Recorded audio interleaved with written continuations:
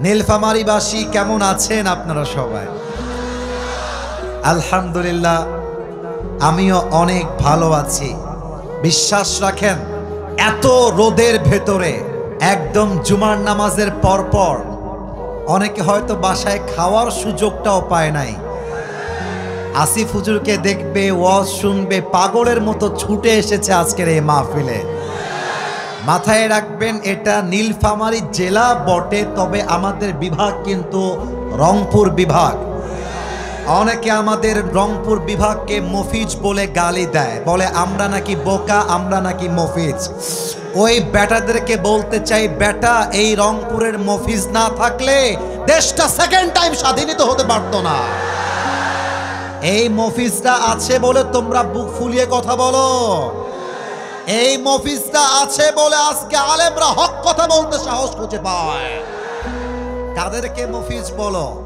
এই মফিজরাই 5 আগস্টের আগে বুকের তাজা রক্ত দিয়ে দেশের মাটির জন্য শহীদ হয়েছিল। তার নাম শহীদ আবু সাইদ।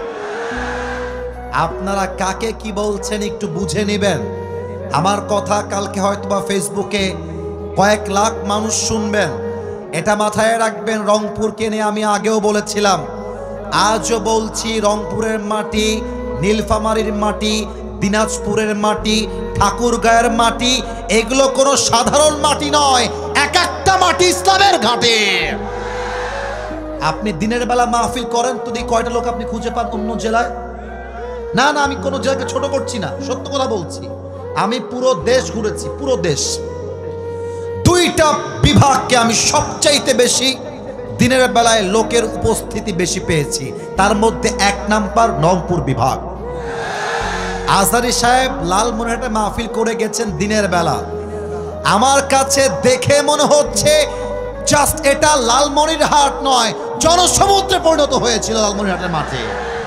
এটা আমাদের সেই রংপুরের মাটি, এটা আমাদের নীলফামারীর মাটি, এটা আমাদের ডোমারের মাটি। আমরা সবাই খুশি না বেজার? তবে গত বছর ডোমারে এসে আমি আঘাতপ্রাপ্ত হয়ে গেছিলাম। যুবকদের ধাক্কায় পড়ে গিয়ে আমার পাটা কেটে গিয়েছিল। তবে এটা কোনো অভিযোগ নয়, এটা হচ্ছে আল্লাহর কোরআনের জন্য ভালোবাসা, ঠিক কিনা বলে? এবার আপনাদের সাথে আমার কথা বলার পালা। আমার আশা আছে, আমি আমার চোখে যা দেখছি, if I'm not making any mistake, যদি আমার ভুল না হয়, আজকের মাহফিলের 95 ভাগের শ্রোতা, কলিজার টুকরা যুবক ভাইরা আজকের মাহফিলে এসেছে। এরা হচ্ছে আমাদের আগামীর বাংলাদেশ। আমি কি বুইড়া নাকি রে বাবা? আমিও যুবক, আপনারাও যুবক। আর 5 ভাগ থেকে 10 ভাগ এসেছেন আমার মুরব্বী আব্বা জানেরা। কথা যখন বলবেন এমন ভাবে বলবেন যেন প্রমাণ হয়ে যায় নীলফামারী কোনো কাপুরুষদের জেলা নয়, এটা সব বীর পুরুষদের জেলা। আমরা তাফসীরে ফিরে যেতে চাই।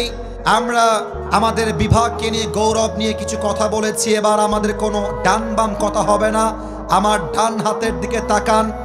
আমার হাতে কিতাবটার নাম, এই সাউন্ড কমলে হবে না, কিতাবটার নাম আর একটু জোরে, কিতাবটার নাম বলেন তো। ডোমারবাসী, নীলফামারীবাসী, এই কিতাবে কোনো ভুল আছে? আসতে না, ভুল আছে? কোনো সন্দেহ আছে? আমাদের প্রথম পরিচয় কিন্তু আহলে হাদিস নয়, প্রথম পরিচয় জামাত ইসলাম নয়, প্রথম পরিচয় বিএনপি নয়, প্রথম পরিচয় আওয়ামী লীগ নয়, প্রথম পরিচয় চরমনায় নয়, প্রথম পরিচয় কওমিয়া নয়, প্রথম পরিচয় আলিয়া নয়। আমার প্রথম পরিচয়, আমি মুসলমান ঘরের সন্তান। আমরা আজকে বিএনপি বুঝি না, জামাত বুঝি না। আমরা যা বলবো কোনো দলের জন্য নয়, একমাত্র আল্লাহর কোরআন থেকে আজকে কথা হবে। দেখা যাক আপনারা রাজি আছেন নাকি, বলেন সবাই রাজি আছে? মাশাআল্লাহ। আমরা কোনো কথা বাড়াবো না, সোজা আমরা মূল আলোচনার বিষয়ে ফিরে যাব। আজ আমাদের আলোচনার বিষয় হলো মৃত্যু এবং মৃত্যুর জন্য প্রস্তুতি। সূরাত আলে ইমরান 185 নম্বর আয়াত। কুল্লু নাফসিন সাকরাতুল মাউত। Everybody has to take the test of death. প্রতিটা মানুষকে আল্লাহ তাআলা মৃত্যুর স্বাদ গ্রহণ করাবেন। 1 নম্বর আয়াত। 2 নম্বর আয়াত বলার পূর্বে আমি একটা প্রশ্ন করতে চাই নীলফামারীবাসীর কাছে। একটু ভাবেন তো, জাস্ট এক্সাম্পল হিসেবে, বাস্তব নয়। মনে করেন আমি আসিফ হুজুর হলাম, রংপুরের একজন নবনির্বাচিত এমপি। কথার কথা, এমপি হওয়ার পরে আমি খেয়াল করলাম যে আমার ব্যাংকে আছে, উদাহরণ হিসেবে বলছি, কয়েক হাজার কোটি টাকা আমার ব্যাংকে আছে।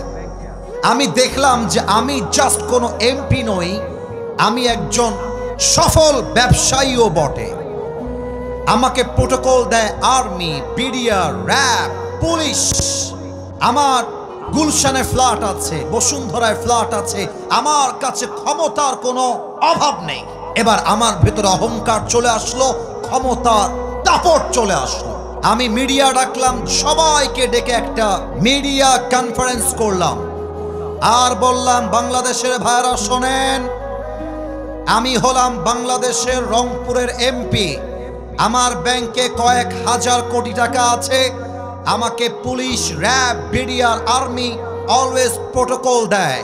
আমি আমার ক্ষমতার বড়াই দিয়ে ঘোষণা দিলাম, আমি আজীবন মৃত্যু থেকে পালিয়ে থাকব, মৃত্যু আমাকে ধরতে পারবে না। Now it's your turn. এবার আপনারা উত্তর দিবেন, টাকা দিয়ে, ক্ষমতা দিয়ে, এমপি হয়ে, পুলিশ দিয়ে, বিডিআর দিয়ে, র্যাব দিয়ে, সেনাবাহিনী দিয়ে মৃত্যু থেকে পালিয়ে যাওয়া, ইজ ইট পসিবল? উত্তরটা আসতে আসলো কেন? Is it possible? This is not possible, it's quite impossible. হতেই পারে না। সূরাতুল জুমা 28 নম্বর পারার 13 নম্বর পৃষ্ঠা, সূরাতুল জুমার 8 নম্বর আয়াত। আল্লাহ তাআলা কি বলছে? কান দিয়ে নয়, কলিজা দিয়ে শুনবেন।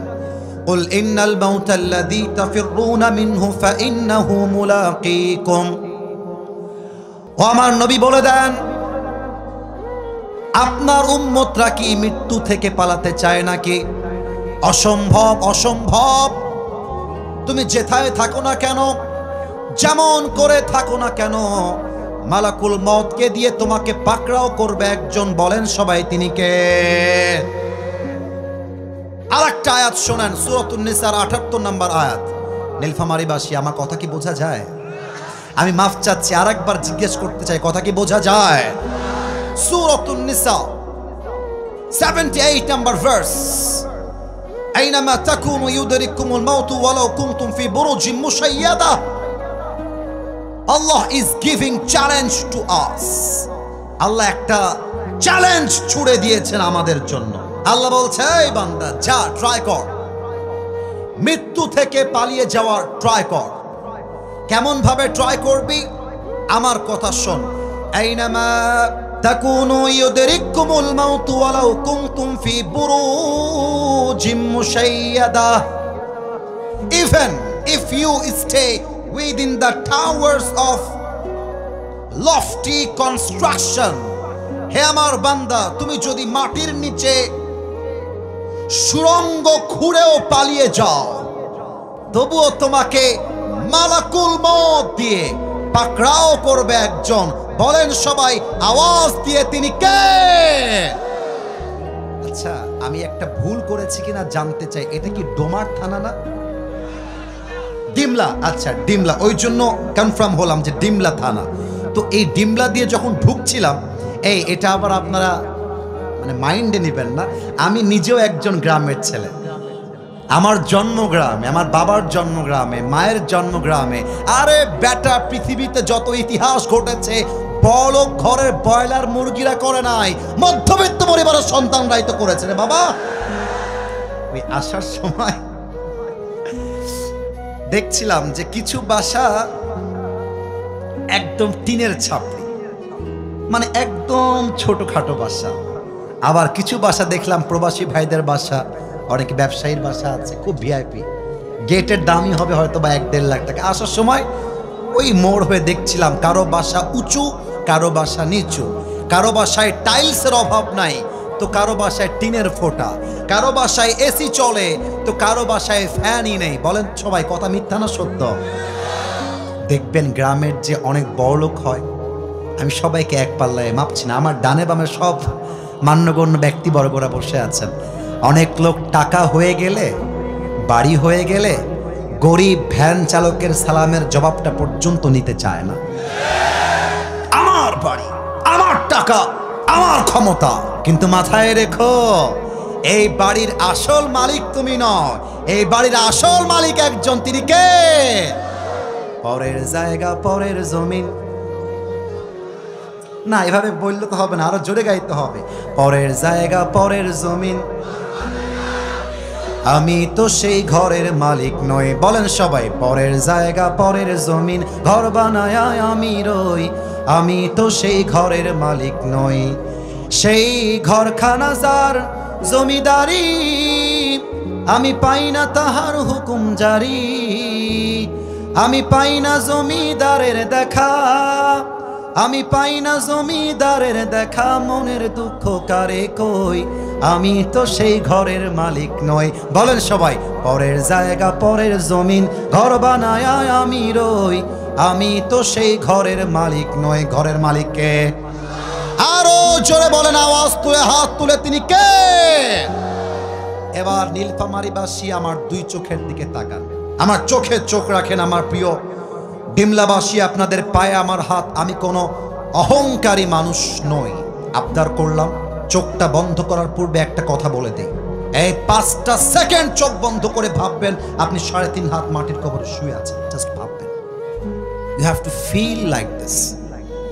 আপনি এখন চোখ বন্ধ করে ভাববেন যে মালাকুল মউত আমার চোখের সামনে দাঁড়িয়ে গিয়েছে। You just have to feel for a second.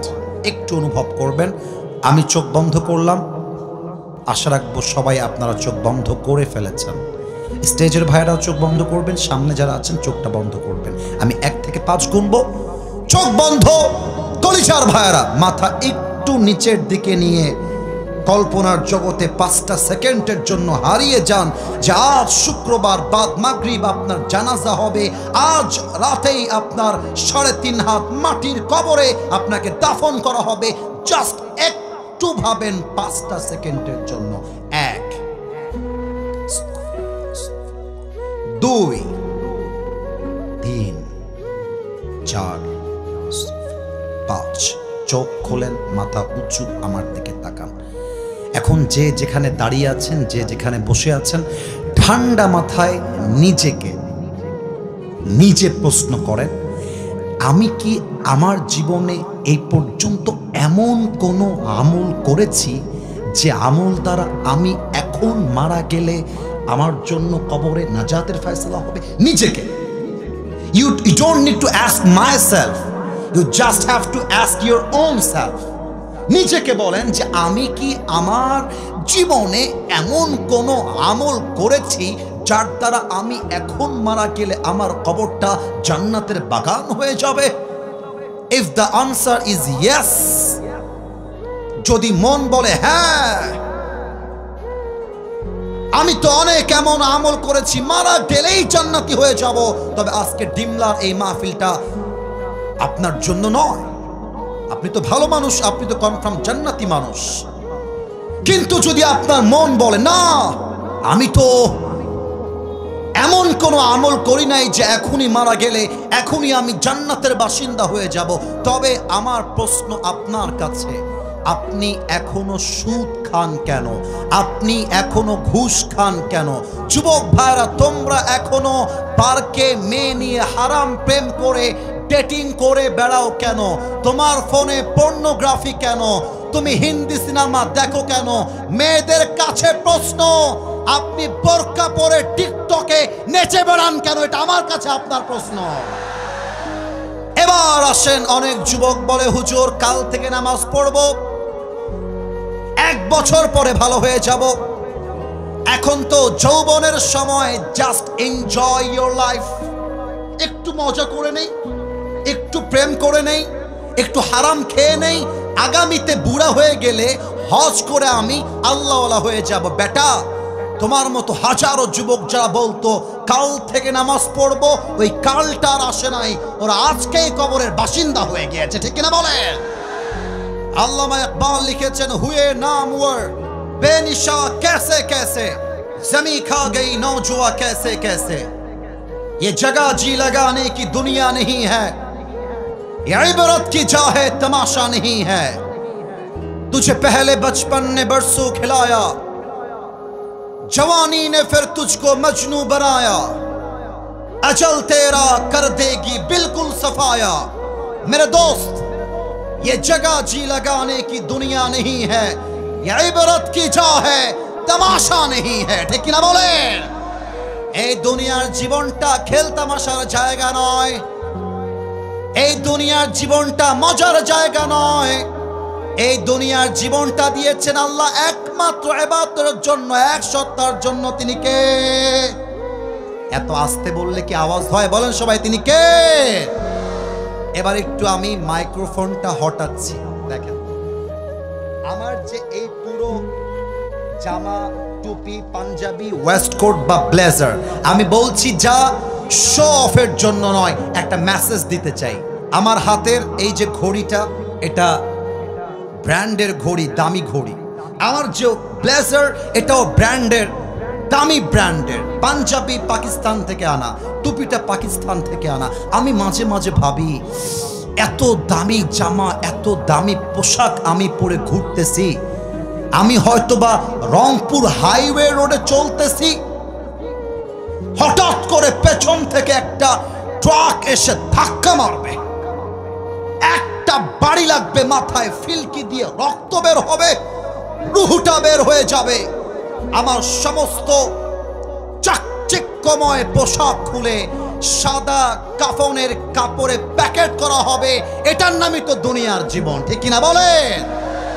রূপেরই গৌরবে সাজিয়াছ সাজ, সোনা দানা কত কি আর রাজকী পোশাক, যেদিন প্রাণ চলে যাবে সবই পড়ে রবে, প্রাণ চলে যাবে সবই পড়ে রবে, গায়ে দেবে মার কিনো থন রে মন আমার, কেন বাঁধো দালান ঘর।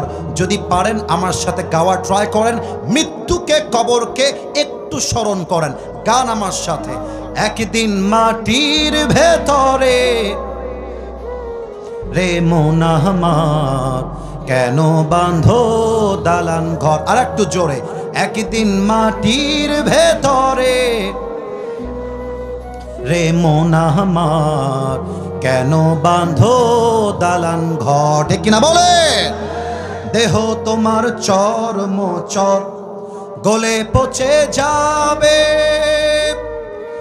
শিরার উপর শিরাগুলি ছিন্ন ভিন্ন হবে, মুন্ডু মেরু দণ্ড সবই হবে খণ্ড খণ্ড, মুন্ডু মেরু দণ্ড সবই হবে খণ্ড খণ্ড, পড়ে রবে মাটির উপরে মন আমার, কেন বাঁধো দালান ঘর।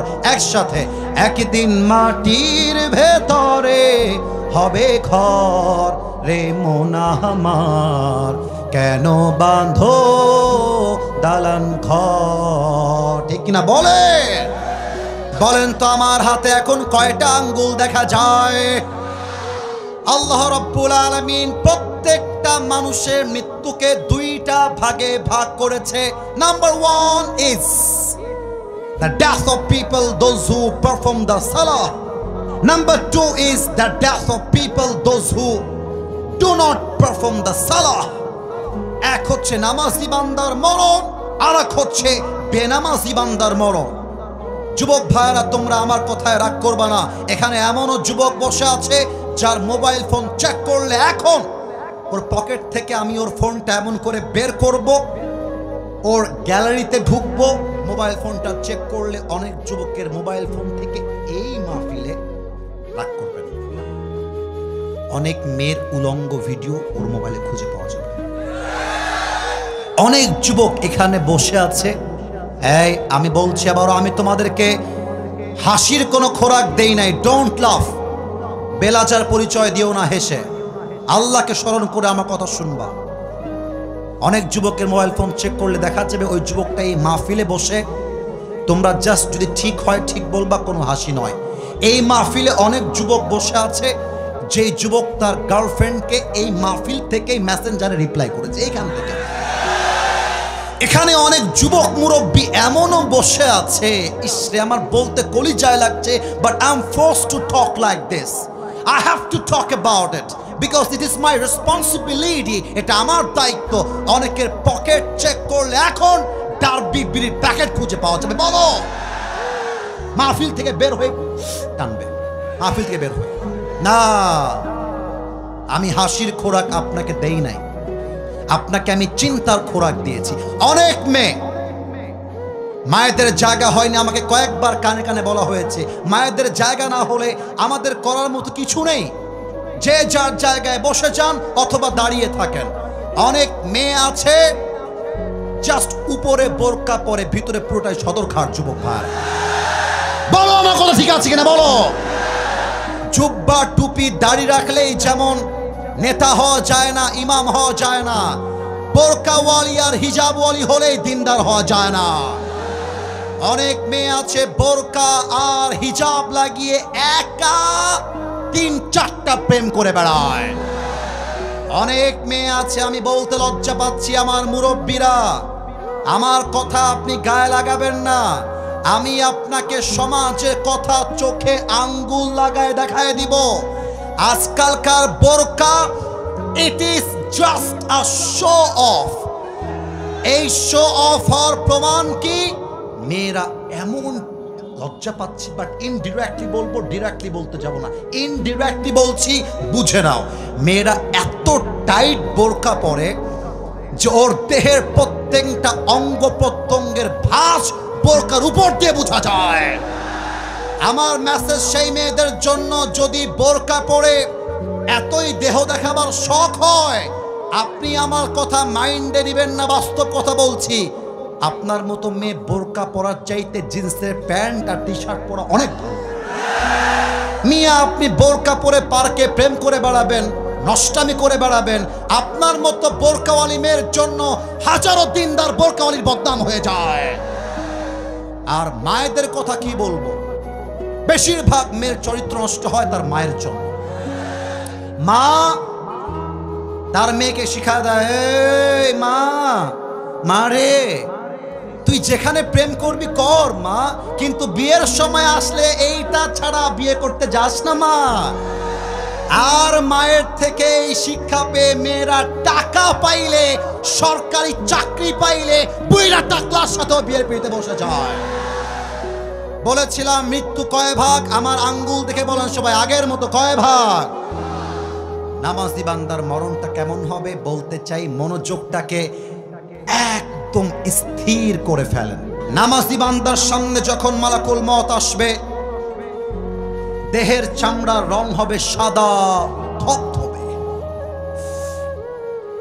দেহের জুব্বা হবে সাদা, দেখতে হবে তাগড়া যুবকের মতো, চেহারা হবে নুরানি চেহারা। এসেই বলবে নামাজি বান্দার সামনে, ইয়া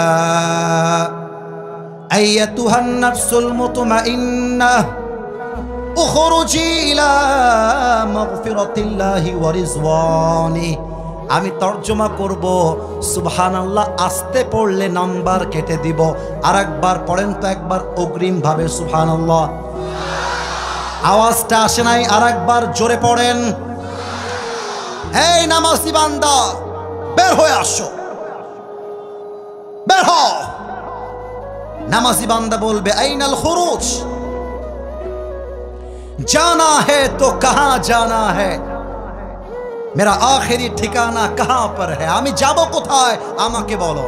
মালাকুল মওত বলবে, ইলা মাগফিরাতিল্লাহি ওয়া রিজওয়ানি, বের হও, আরে তোমার জন্য আল্লাহর জান্নাত অপেক্ষায় আছে। সুবহানাল্লাহ কইতে পারলেন না মিয়া আপনারা?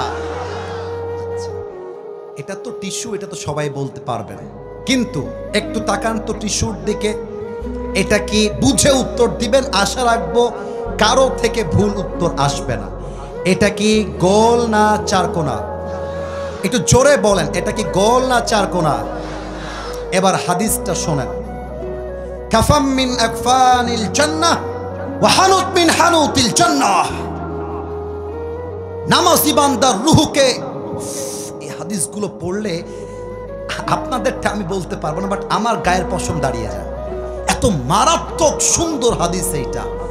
নামাজি বান্দার রূহকে কবজ করে জান্নাত পর্যন্ত নেওয়ার জন্য আল্লাহ তাআলা জান্নাত থেকে একটা লাল রেশমি রুমালের চাদর গিফট হিসেবে নামাজি বান্দার কাছে জান্নাত থেকে পাঠিয়ে দিবে। সুবহানাল্লাহ বললেন না?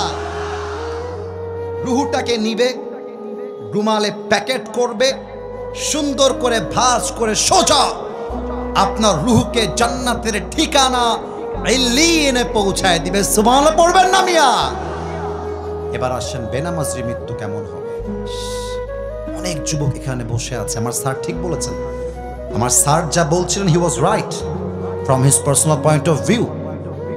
অনেক যুবক বসে আছে যারা আজকে ফজরের নামাজটা পড়ে নাই। না, আমি কাউকে আঘাত দেওয়ার জন্য বলি নাই, মাফ করবেন আমাকে। আজকে জুমার নামাজে মসজিদে জায়গা হয় নাই, আই এম শিওর।